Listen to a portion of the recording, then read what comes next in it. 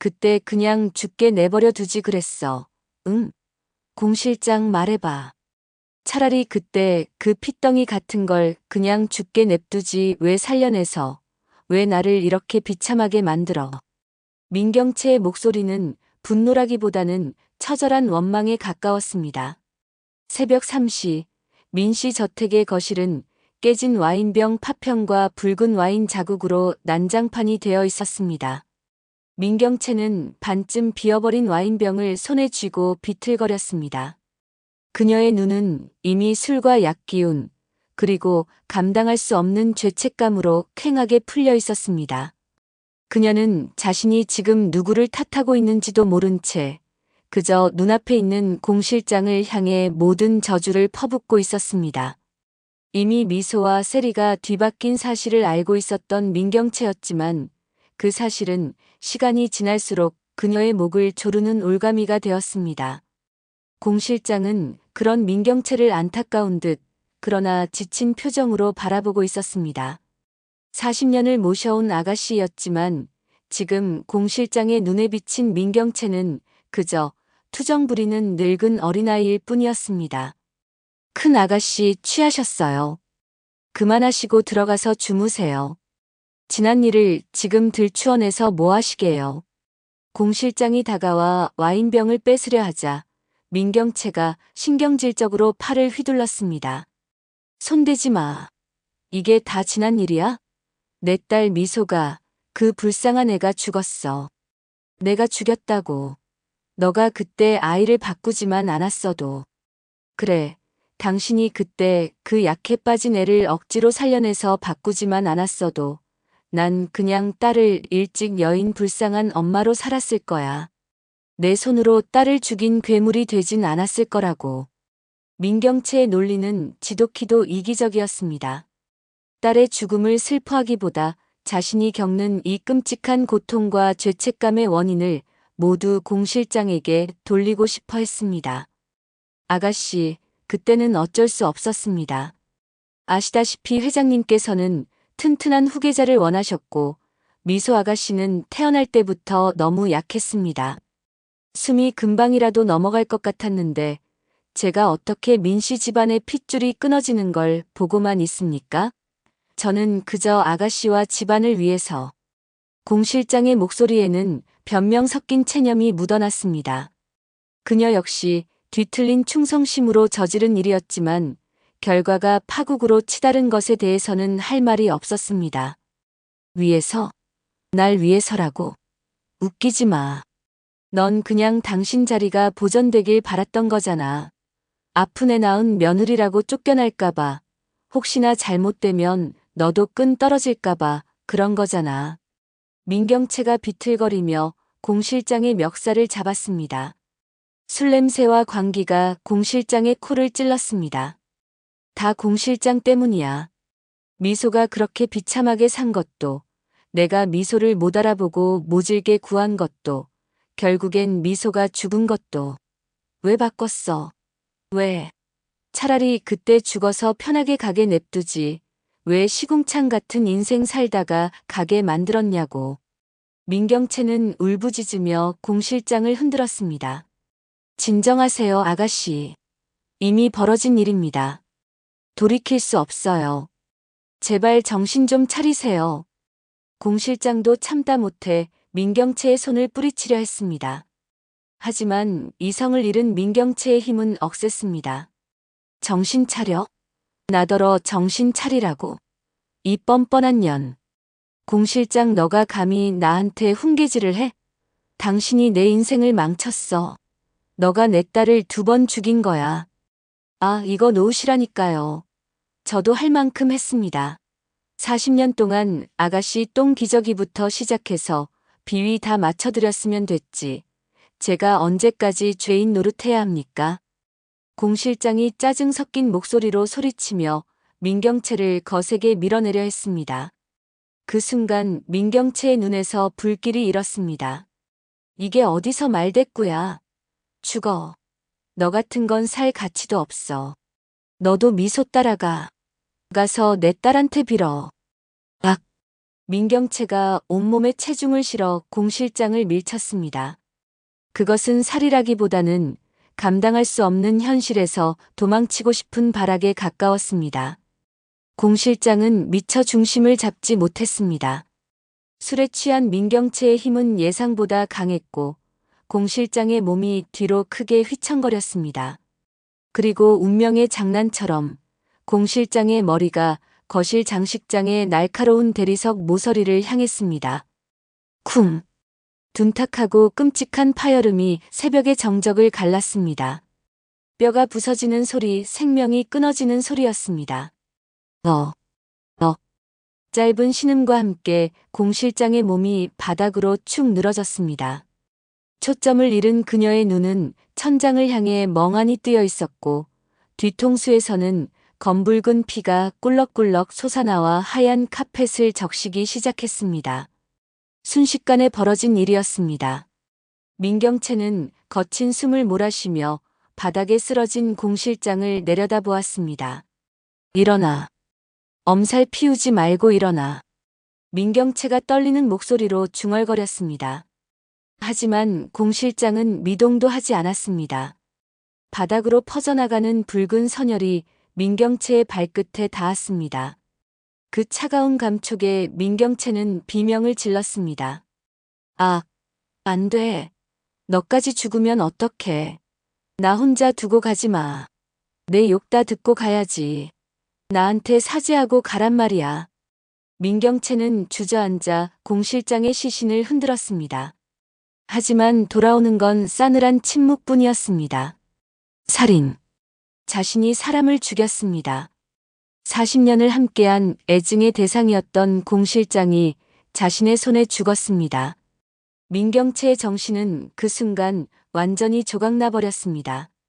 그녀는 피 묻은 손을 자신의 얼굴에 문지르며 기괴하게 웃기 시작했습니다. 흐흐하하. 그래, 다 죽어. 다 죽으면 그만이야. 미소도 가고 너도 가고. 나만 남았네. 나만 지옥에 남았어. 흐흐흐흐. 웃음은 곧 통곡으로 바뀌었습니다. 저택에는 미쳐버린 여자의 울음소리만이 공허하게 울려 퍼졌습니다. 같은 시각, 인천국제공항 제2여객터미널. 민강유통의 법무팀장 김선재는 초조한 기색을 감추려 애쓰며 VIP 라운지의 구석진 자리에 앉아 있었습니다. 그의 곁에는 검은색 가죽 서류 가방 하나가 마치 신주단지처럼 놓여 있었습니다. 그 안에는 민두식 회장 몰래 빼돌린 수백억 원의 비자금 장부와 현금화한 채권, 그리고 위조 여권이 들어 있었습니다.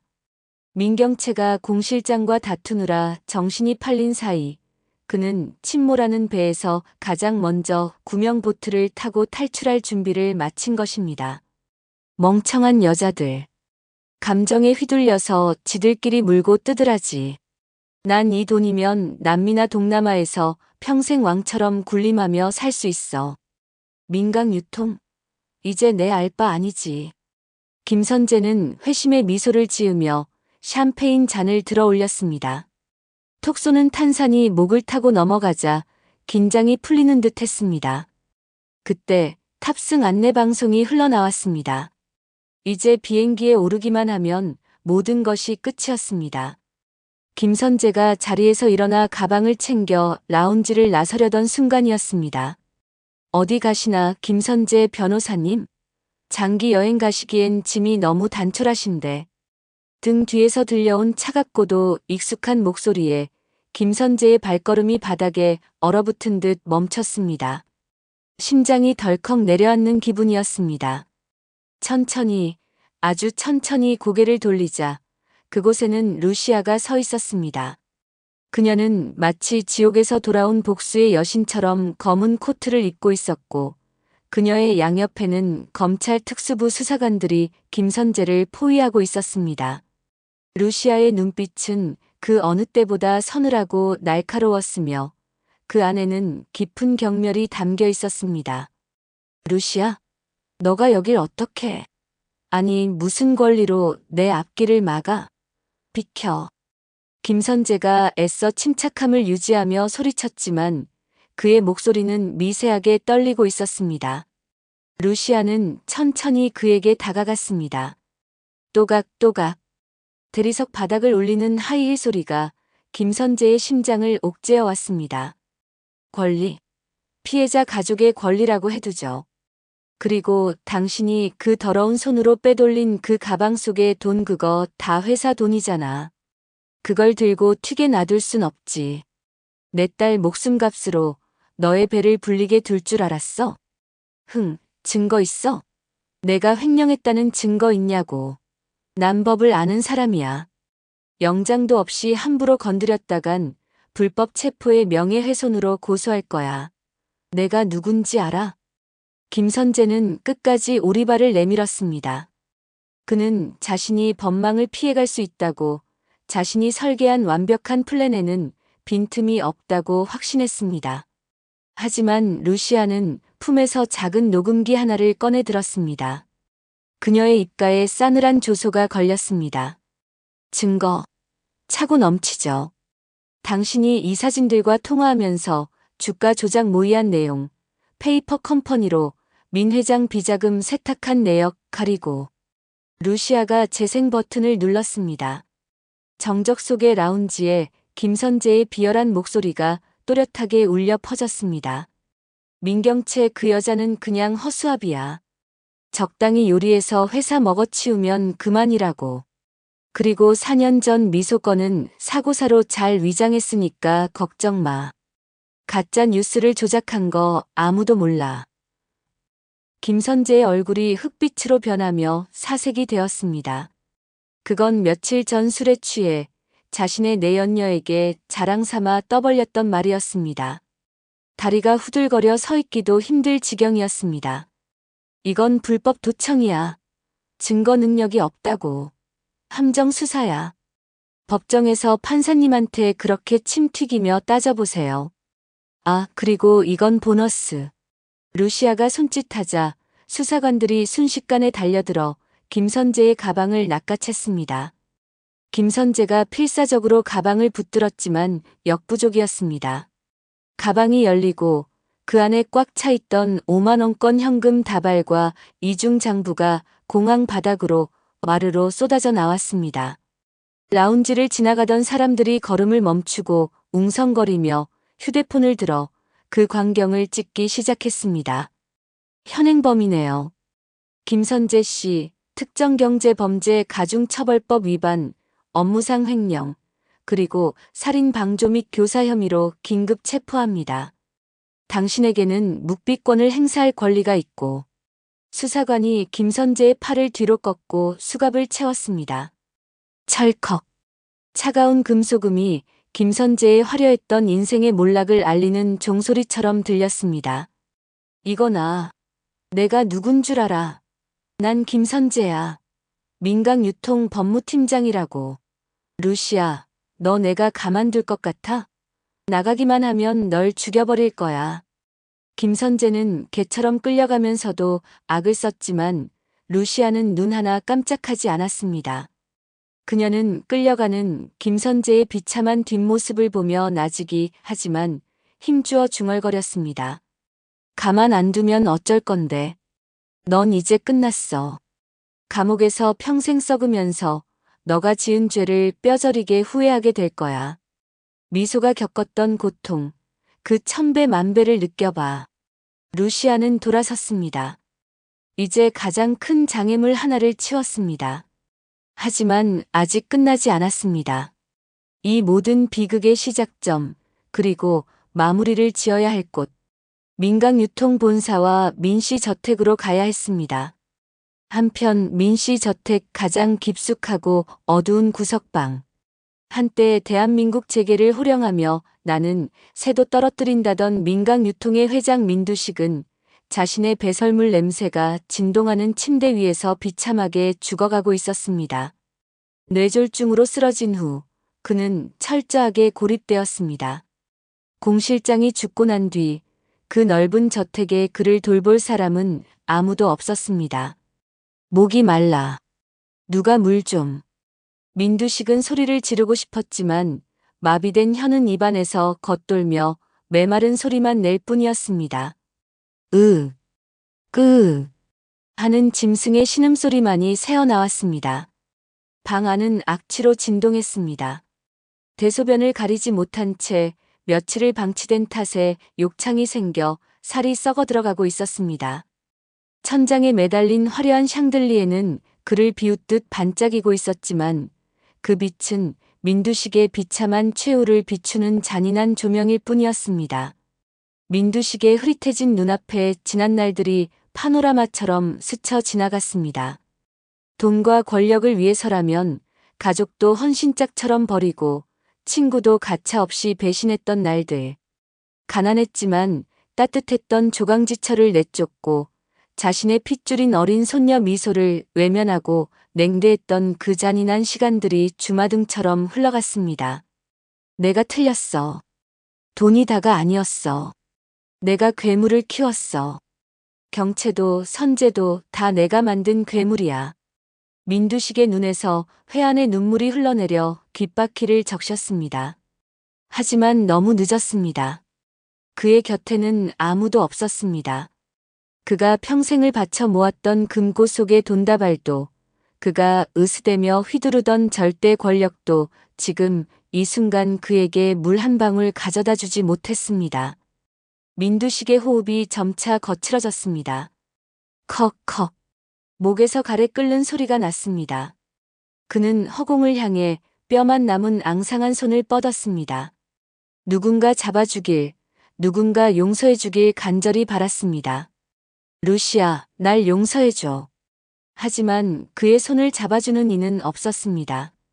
어둠 속에서 그를 기다리는 것은 고독뿐이었습니다. 그렇게 민두식은 고독하고 처참하게 마지막 숨을 거두었습니다. 대한민국 최고의 부자가 맞이한 최후는 길거리의 객사보다 더 쓸쓸하고 비참했습니다. 인과응보. 그가 뿌린 악업의 씨앗이 결국 거대한 나무가 되어 그를 옥죄어 파멸로 이끈 것입니다. 며칠 후 도심 외곽의 폐쇄병동 정신병원. 창살 없는 창문 너머로 햇살이 들어왔지만 하얀 벽으로 둘러싸인 병실 안은 냉기만 감돌았습니다. 병실 구석에 민경채가 어린아이처럼 웅크리고 앉아 있었습니다. 그녀는 벽을 향해 끊임없이 중얼거리고 있었습니다. 미소야, 밥 먹자. 엄마가 우리 미소 좋아하는 계란말이 해놨어. 왜 안 와? 학교 갔니? 엄마가 데리러 갈까? 그래, 엄마가 갈게. 민경채의 시간은 과거의 어느 지점, 혹은 그녀가 만들어낸 행복했던 환상 속에 멈춰버렸습니다. 현실의 끔찍한 고통을 감당할 수 없었던 그녀의 뇌가 스스로를 보호하기 위해 현실과의 연결을 끊어버린 것입니다. 그때 병실 문이 열리고 수척해진 얼굴에 세리가 들어왔습니다. 언니. 세리가 떨리는 목소리로 불렀습니다. 민경채가 천천히 고개를 돌렸습니다. 텅 비어버린 초점 없는 눈동자가 세리를 향했습니다. 우리 딸 왔어? 미소니? 아니, 넌 누구니? 우리 미소 친구니? 민경채는 세리를 알아보지 못했습니다. 세리의 가슴이 무너져 내리는 듯 했습니다. 항상 당당하고 오만했던 언니가 천하를 호령할 듯 기세등등했던 민경채가 이렇게 작고 초라한 모습으로 망가져 버렸다는 사실이 믿기지 않았습니다. 나 세리야. 언니 동생 세리. 세리가 민경채의 앞에 무릎을 꿇고 앉아 그녀의 손을 잡았습니다. 앙상하게 말라 뼈마디가 드러난 손. 세리의 눈에서 참았던 눈물이 뚝뚝 떨어져 민경채의 환자복을 적셨습니다. 세리. 아, 그 가짜. 공 실장이 데려온 천한 거? 민경채가 갑자기 싸늘하게 웃었습니다.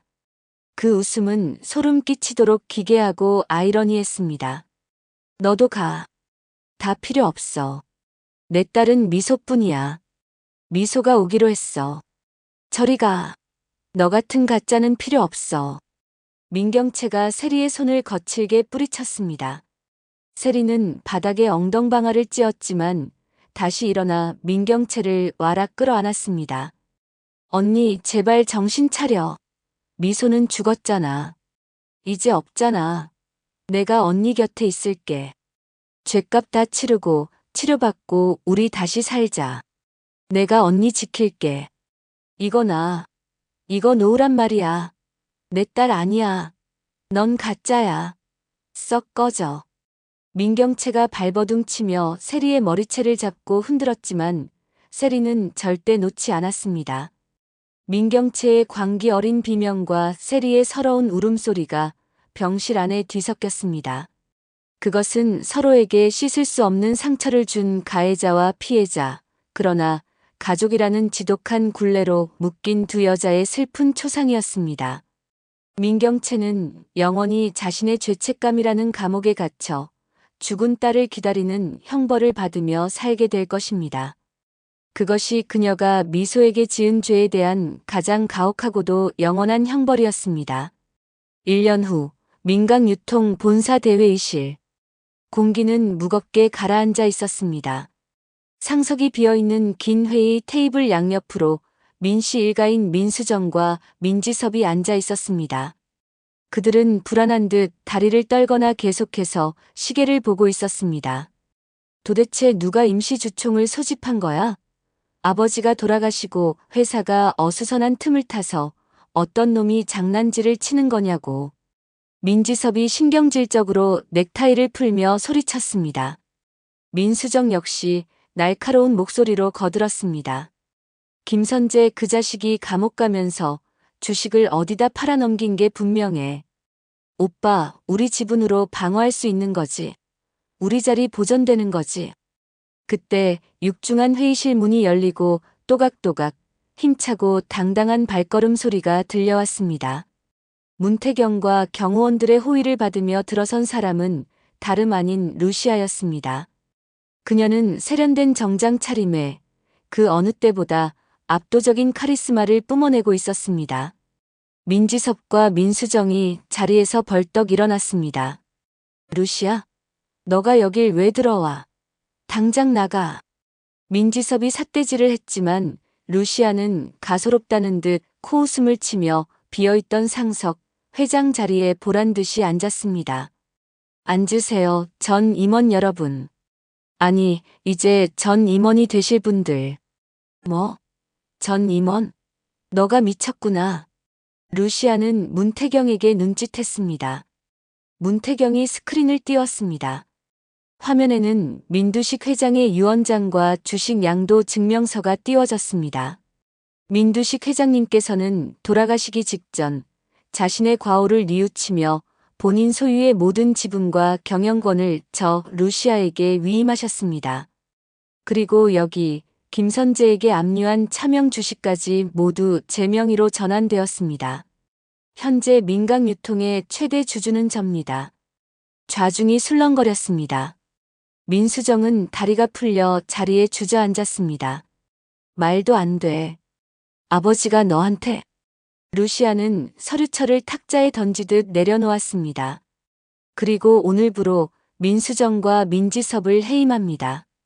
사유는 횡령, 배임, 그리고 회사 자금을 이용한 불법 비자금 조성 혐의입니다.